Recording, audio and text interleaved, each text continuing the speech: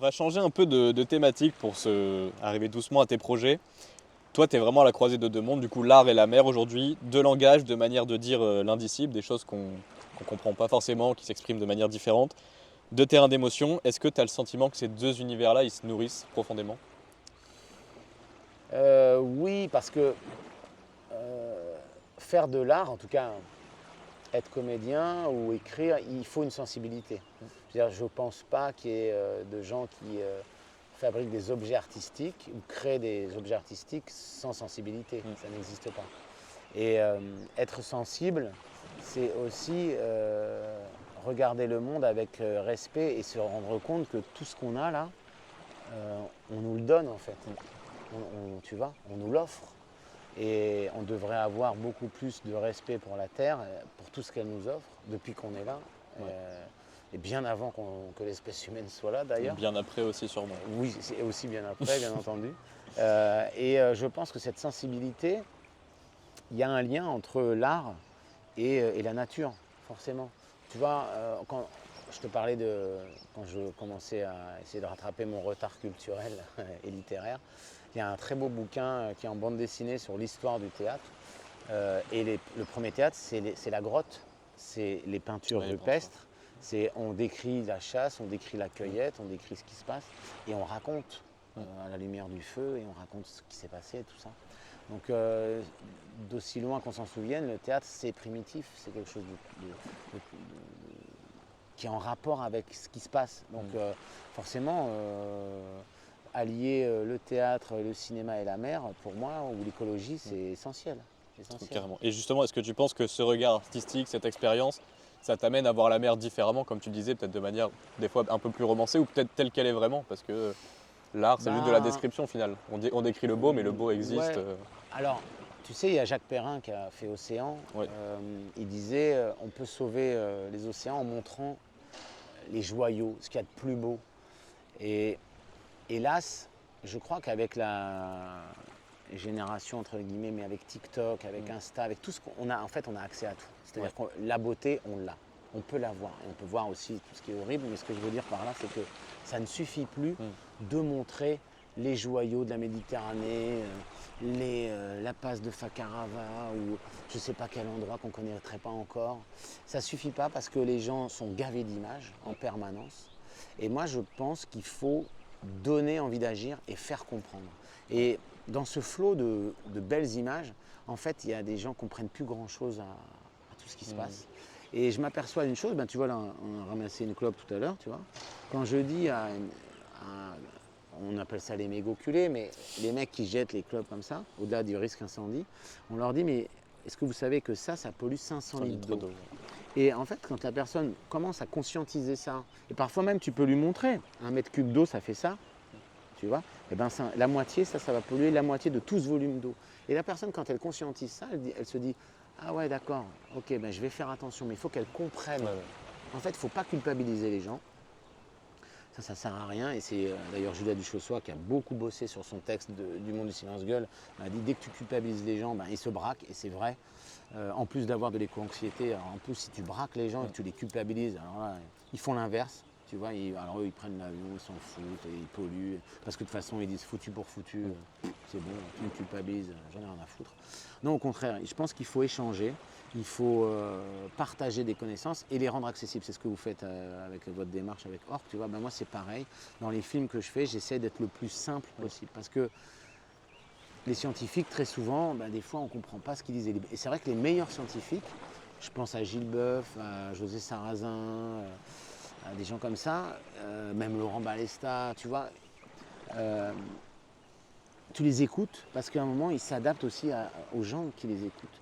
Et être scientifique pour être scientifique et que ça reste dans un rapport à Oxford ou dans un grand journal scientifique, ça ne fait que nourrir la communauté. Tu vois, c'est un peu ce que je reproche aussi des fois à tous les salons qu'on fait ou tous les festivals. C'est super, mais on n'est qu'entre nous très souvent. Et donc il faudrait réussir à les ouvrir le plus à, comme tu disais, les endroits enclavés, tu vois, le centre de la France. Moi, j'ai fait il n'y a pas longtemps un festival à Orléans, un grand festival d'images sous-marines. Ouais. Orléans, c'est quand même le centre de la France. Et c'est bien qu'à Orléans, où il n'y a pas du tout d'accès à la mer, en tout cas, c'est assez loin de partout, et il y ait des gens qui parlent de ça et que les gamins, ils aient conscience que, oui, jeter un mégot, il y a des chances que ça finisse dans un fleuve et ensuite à la mer, que ça pollue. Le plastique, c'est pareil. Bon, voilà, essayer de sensibiliser par les films, par le théâtre et par l'humour, faire marrer. Là, j'ai vu un truc sur les Calanques, je crois que c'est Clean My Calanque qui fait ça. Ou non, c'est le Parc National des Calanques, ils ont engagé des comédiens pour parler de la posidonie, pour parler des poissons, pour parler du plastique. Et c'est bien, c'est des comédiens d'impro, et ils sont sur la plage, et ils déconnent avec les vacanciers. Et je pense que ça, c'est une bonne façon de parler d'écologie. Et ça, de toute façon, la simplification, la vulgarisation et l'humour, etc., c'est ton personnage de Franck Barbotte, le tonton un peu bof qui explique la plongée simplement, efficacement. Ce personnage, on l'a créé avec un réalisateur qui s'appelle Manuel Lefebvre, et on pensait à l'époque à Patrick Chirac dans Camping. Alors? On n'attend pas Patrick? Fait par Franck Dubosc. Ouais. C'est pour ça qu'on a mis ce slip rouge, tu vois, le mood beat, machin. Un peu beauf, mais en vérité, c'est pas trop beauf, c'est le bon sens. C'est le mec qui a du bon sens. Alors il n'a pas inventé la machine à courber les bananes, hein, mais il a du bon sens. Et donc le bon sens, c'est juste le partage. Bon, il ne faut pas faire ça, pourquoi? On explique. Et on se prend, on se prend pas au sérieux. Carrément. Surtout pas se prendre au sérieux. Le sujet est sérieux, mais il ne faut pas se prendre au sérieux. Carrément, je partage la philosophie. Ouais. Petite question, quand tu plonges, tu te sens plutôt spectateur émerveillé d'un autre monde qui t'appartient pas tellement, ou alors est-ce que tu penses que tu fais partie d'une part d'un monde que tu connais moins? Il y a deux choses, il y a la part mystique et la part, on va dire, très concrète. Concrètement, je pense qu'on n'est pas du tout de ce monde et qu'on est juste spectateur et qu'il faut ne rien prélever, laisser en l'état, ne pas intervenir le moins possible. Donc ça, c'est toute une charte qui existe déjà dans les éco-plongeurs et d'ailleurs Longitude 181 a beaucoup bossé sur ça aussi, tu vois, pour essayer de moins consommer d'eau, de ne pas palmer, de ne pas casser du corail bien entendu, mais de faire attention aux écosystèmes, etc. Et puis il y a la part mystique qui se développe un peu plus avec l'apnée d'ailleurs, je trouve.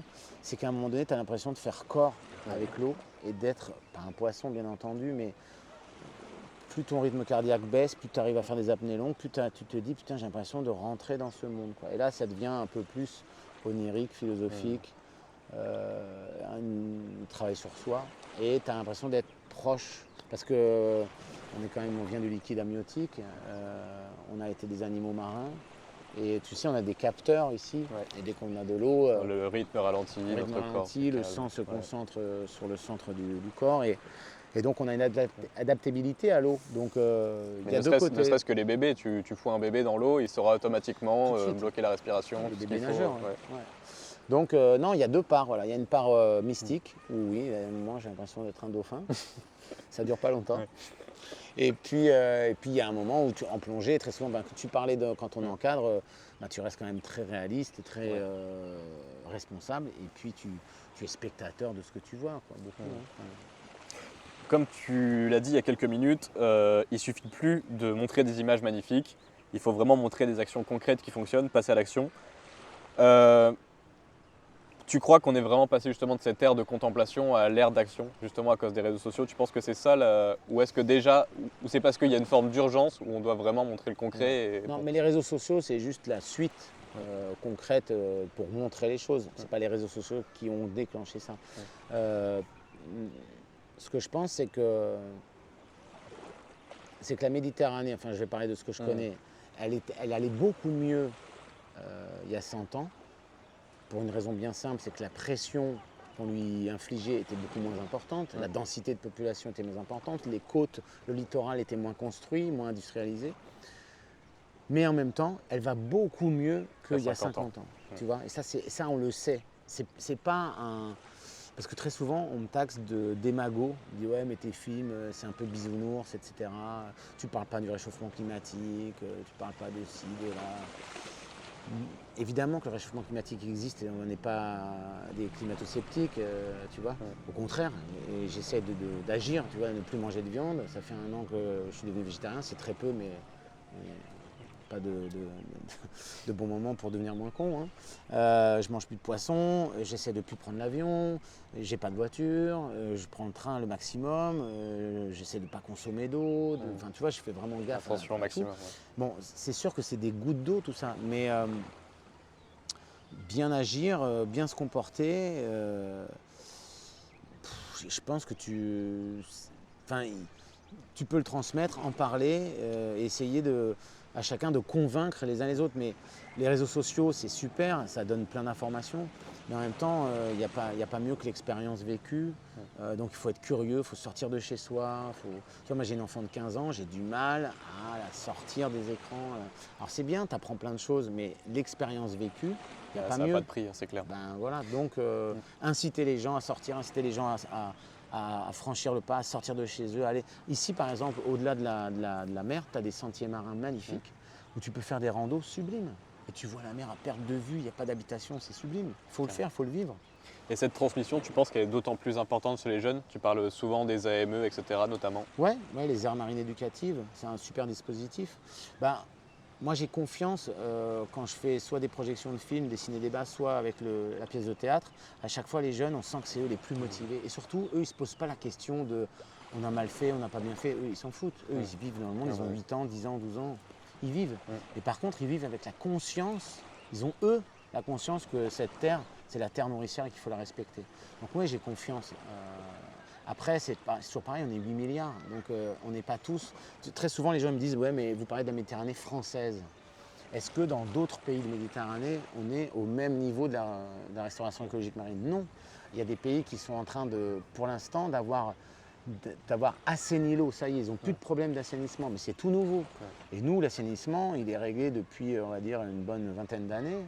Et on est passé à la restauration écologique marine. Il y a d'autres pays qui vont passer à la restauration écologique marine dans la Méditerranée. Mais on est tous pas au même rythme, tu vois. Ah, c'est pas évident, la Méditerranée, c'est 21 pays qui l'abordent. Et les pays ne sont pas développés de la même façon, Exactement. pas les mêmes budgets, donc la vitesse, elle est variable et c'est normal. Exactement.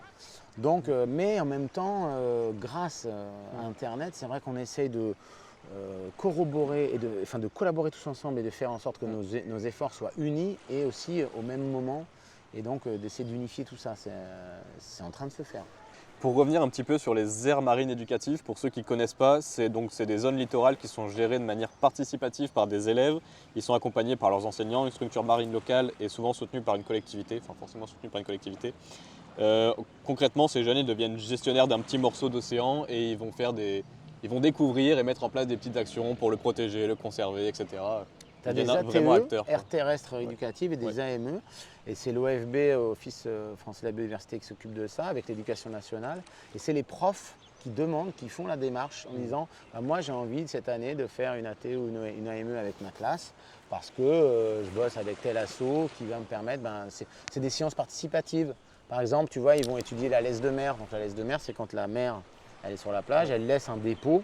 Tu sais, il y a tout. Alors, hélas, il y a souvent un peu de plastique dedans, mais dans ce dépôt, il y a des algues, il y a énormément de mucus, de vie. Il faut la laisser, cette laisse de mer. Et les étudiants, ou les apprentis étudiants, ils viennent et ils étudient ce qu'il y a dans la laisse de mer. Ils prennent des photos. Après, ils ont des quadrilatères comme ça, où ils quadrillent des zones pour dire, là, il y a des moules, là, il y a des bigorneaux, là, il y a ci, il y a ça. Et en fait, ça aide les scientifiques parce que ça leur donne des données et qu'ils ne pourraient pas avoir, en tout cas qu'ils pourraient avoir, mais à moindre échelle. Et là, plus tu as des AME, je crois que... Il y en a 2000, actuellement 1800, et l'objectif, ça serait en 2030 d'en avoir 10 000. Et c'est trop bien, parce qu'ils deviennent vraiment acteurs et c'est des vrais projets, quoi. C'est pas. Et moi, souvent, dans ces AME, je fais des projections du film La Méditerranée n'est pas morte. Et après, avec des débats avec eux, et souvent, ils ont vu le film avant, ils me posent des questions.